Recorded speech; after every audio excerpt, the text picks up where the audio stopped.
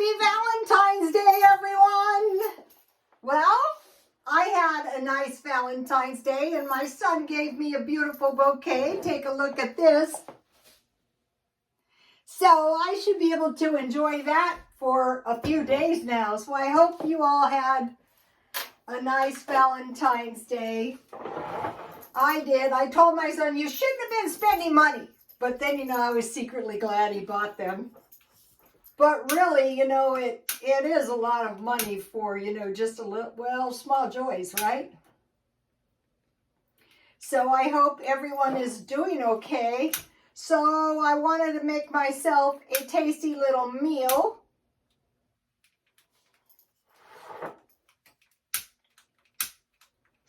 These lighters,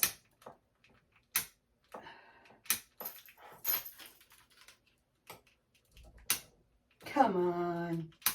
Well, we're just having two. It's too much of a hassle. Okay, so what did I come up with? Well, the first thing I came up with was Tuesday tea. How about a tea? I go, of course. It's Tuesday. It's a special occasion. And so it's the perfect occasion for a Tuesday tea.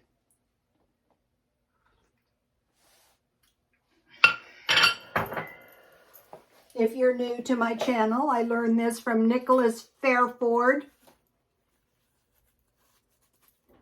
Of course, he had better napkins, My channel is kind of the budget type thing.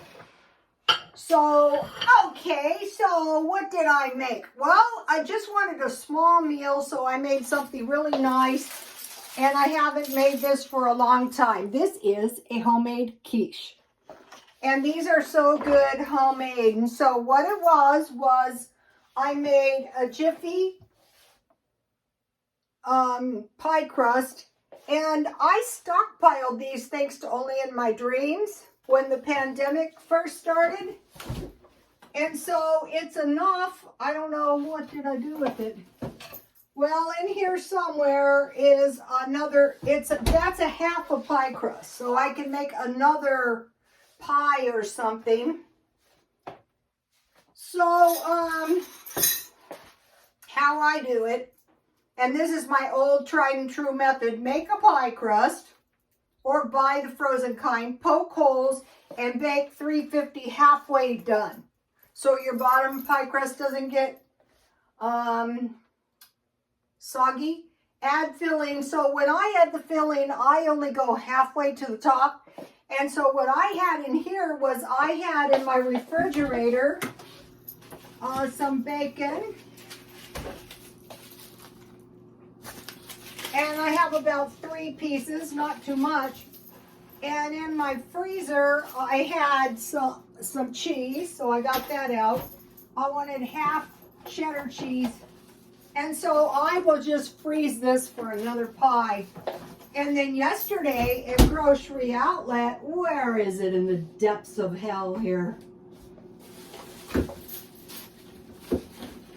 I had a lot of it's gone. It's brie cheese. I got it for $1.99.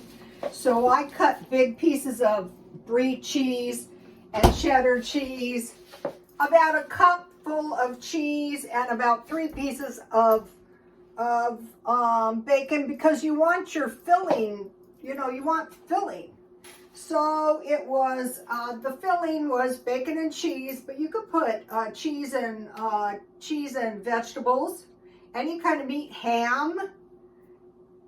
I mean, the possibilities are endless. So for the filling, for a regular pie crust, I had 2 eggs and 1 cup evaporated milk.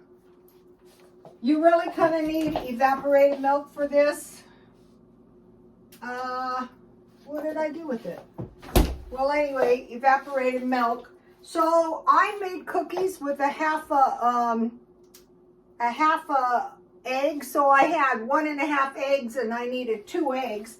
So what I did is I got my buttermilk mix. And so a half an egg would be an eighth cup. So 1 tablespoon buttermilk and an eighth cup water to fill in for that half an egg. And I'm sure it worked out fine. And I baked 350 until I inserted a knife and it came out clean. And this was one of the recipes that I did when I very first started this. A lot of times we would make ham and cheese. Peas are good in this.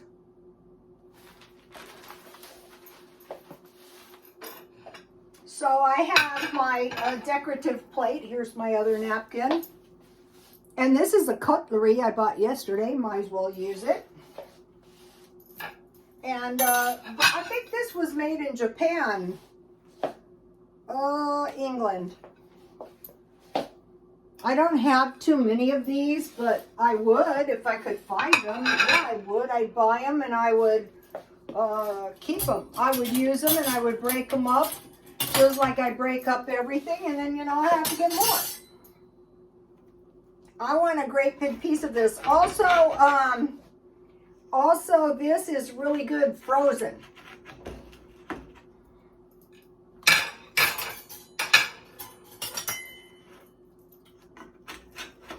The evaporated milk, the trick, look, here it is. The trick to the Jiffy pie crust. Uh-oh, I lost half of my pie crust in there, but you know, I can still get it out later and I can eat it. So the trick is carefully mix the water in, 1 tablespoon of icy cold water at a time until it forms into a ball, and refrigerate it for an hour before you roll it out. This is one of my best recipes, and this is one of those recipes in the beginning that I wanted to get out there into the world. And it's cheap as dirt too.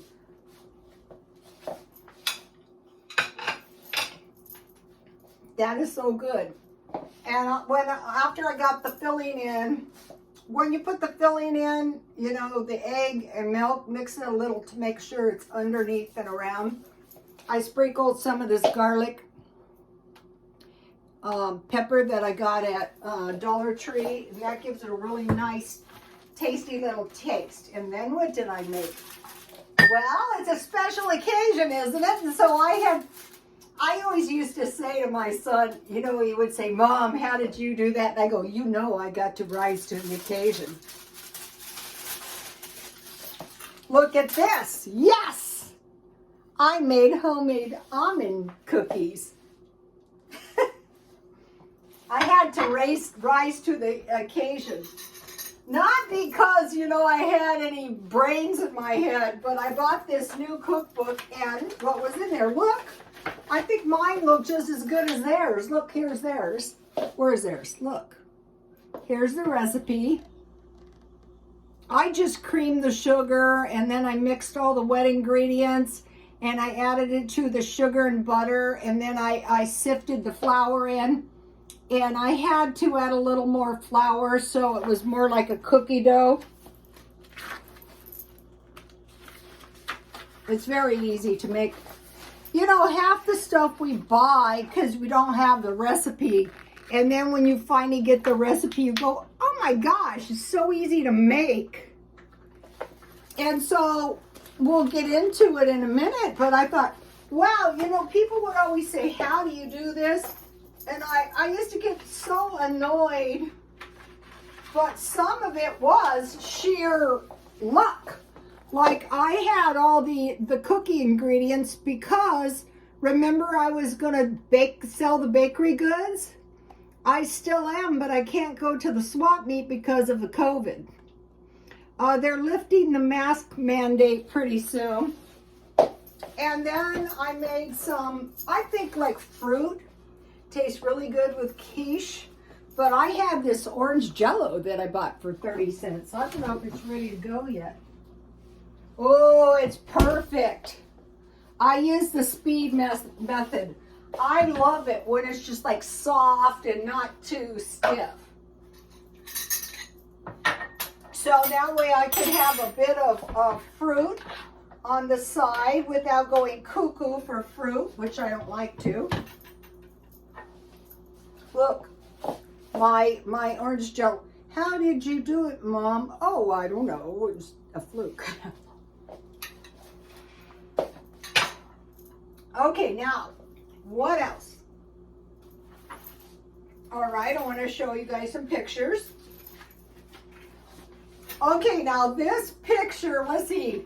This picture is like, let's see, say, I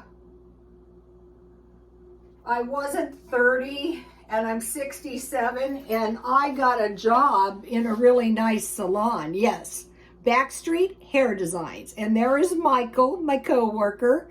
And this is my neighbor, Larry. Larry was always handsome. I used to work my butt off. People don't believe me. I mentioned on Glenda Sully's channel today, I would work my butt off on Valentines. A lot of times for special occasions, husbands will give their wives money and, you know, they'll get their hair done. And this is a really awesome picture I want to show you guys. This is my grandmother's house. And I will be taking a little trip up there. That is my cousin Melinda. Melinda was always really pretty, you can see. See the rocks? That was my grandfather's rock garden. My grandmother, I think, found them, and then my grandfather created this. And I thought it was so impressive. Now, this house is old as the hills. They came straight across the plains from Canada, from Switzerland. And the house is, you know, I never knew, but the houses are like, you know, back in the motherland, really. And I will show you when I go there. That was my grandmother. And that was my first cousin. My uncles, both of them, Melinda's father, and then my Uncle Gail died of the COVID. And then my dad died kind of young. He was younger than I am now when he died. So that is why I try to be careful. Okay, now, I want to talk to you guys about a video, 35 dirt cheap emergency food for you to buy before the imminent economic collapse. Epic Economist. Okay, I have followed this guy for a long time. And so notice his items to stockpile is almost identical to what I always say. But he got all 35 of them in one place. And I posted the video for you on my Twitter. And I was looking at that and I thought, wow, you know, you have pretty much everything. Now, I'm watching another video, day 62, no spend challenge. Freezer and pantry meals, breakfast and dinner, Ellen's abundant life on less. So Ellen has not been spending any money for 62 days. And just by not spending any money, she has saved up a significant amount of money, like $500. I don't know if that was the first month or how that worked. But I was thinking about both of these two videos, how I have everything in the stockpile and how, you know, if somebody said to you, you know, you could have $500 more money this month simply by not spending money, you wouldn't have to work, you already have the stuff. And I thought, so that is a good idea, and I'm going to try it. Now, if you're a vegetarian, you're really going to love this because Ellen is a vegetarian, but she has so many awesome ideas. So now I'm going to do my no spend challenge, and so I have reasons for wanting to do this. Okay, one of the ways to avoid spending money is to stay home. So I will be staying home because I need to study real estate. Yes. Hopefully I will get a license by this summer, and it's fast approaching. I need to work on my eBay, feng shui, and work on the home decor. It's coming along nicely. I need to gather my donations together and work on the stockpile and purge whatever needs to be purged. and I can exercise at home because I showed you guys the exercise video on my Twitter, the Fabulous 50. So I'll be working at home. And okay, so now it's really not as hard as you could to think to start saving up. You know how your money, when you stop spending, your money starts accumulating. And so in my case, say if I only bought 2 tanks of gas, that is $50 each, so that's $100 there. I buy more than that, but you know, let's say 2. Okay, groceries, say $200, so you already have groceries. So you have your $200, so that's $300. And I was watching videos by these people with money, and they said, just go to Costco and buy a $300 worth of food. It's not a big deal. And I thought, well, if you save your money and you have your gas money and your food money, you would have $300. Now, how I came up with groceries $200 is because EBT cards give you $210.07 for groceries each month. Maybe, you know, I might spend a little bit more, I'm not sure, but say $300. And then discontinue spending on eBay, so that's going to create a lot of money.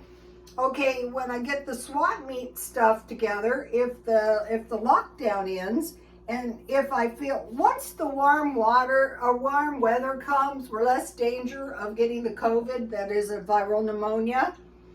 When I go to the swap meet, it's 2 days a week, and I can make at least $100 a day.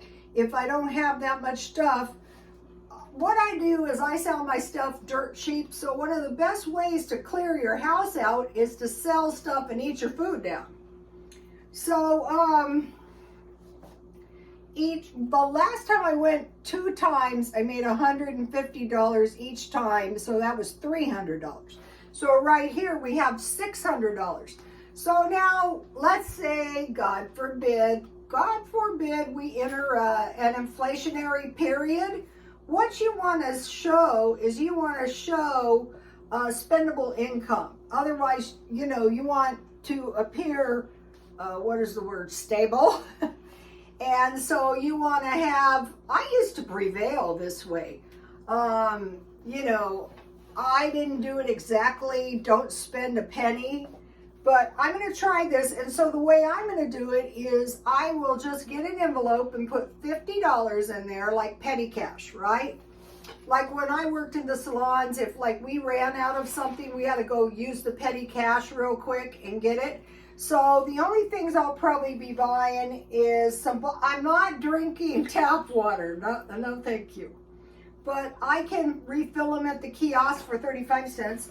I am not going without Diet Coke, but there is a place there is a McDonald's too, you know, that's so close to here. I would be using practically no gas, maybe a few fruits and vegetables, or I think he wants to say hi. I want to show you something. I did home decor on a budget for Sweetie Pie. Okay, Sweetie Pie. He is not traumatized. Look, I put shavings in his nest. And he has gotten up there. He's working. You want to say hi? Say hi. Today I recycled his old bird food. I took it to the birds at my son's house. So, okay. So I will just... I'm not going to be made miserable. That's stupid. I could drop dead.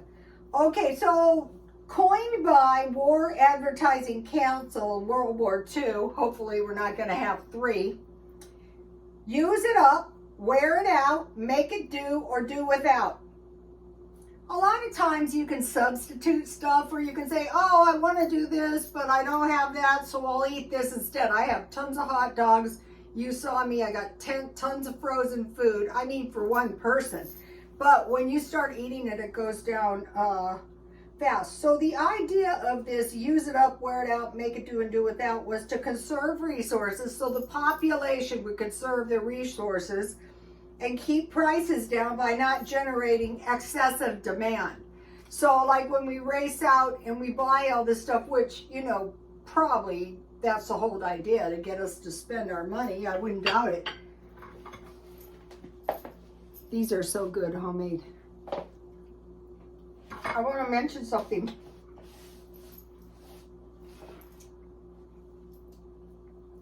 Some of the stuff made in China can be pretty nice.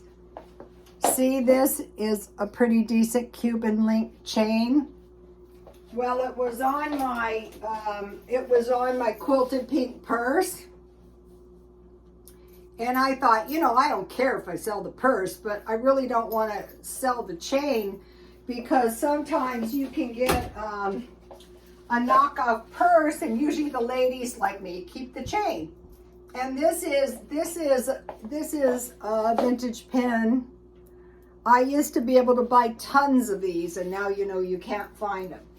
So I will be doing, I don't think I can compete with Ellen. You know, she has spent nigh to, well, we'll see how long, you know, we'll see how long it takes me to blow through my petty cash. Well, I hope everyone had a nice Valentine's Day. And so tomorrow we'll see what happens. It'll be day 1 of the no spend. Please like, comment, and subscribe, and God bless you all.